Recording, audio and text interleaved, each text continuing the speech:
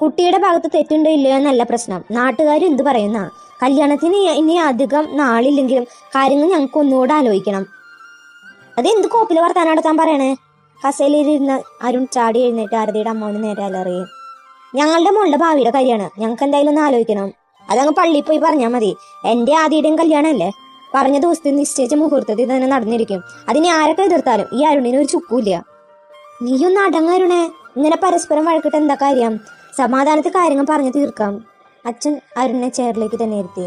ശേഷം ആരതിയുടെ മാതാപിതാക്കൾക്ക് നേരെ തിരിഞ്ഞു.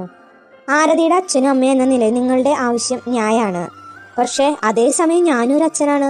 നിങ്ങൾ പ്രതിസ്ഥാനത്ത് നിർത്തി കുറ്റം പറയുന്ന എൻ്റെ മകളെയാണ്. ഞങ്ങൾ അരുണിന്റെ അനിയത്തെ കുറ്റം പറഞ്ഞതല്ല. ഒന്നുമില്ലാതെ നാട്ടുകാർ ഓരോന്ന് പറഞ്ഞു നടക്കൂ. ശരി, ആരതിക്ക് ഇതേ അഭിപ്രായമാണോ? അമ്മയാണ് അത് ചോദിച്ചത്. ഒന്നുകൂടെ കാര്യങ്ങൾ അന്വേഷിച്ചറിഞ്ഞ് കല്യാണം മതിയെന്ന് അവളുടെ അഭിപ്രായം.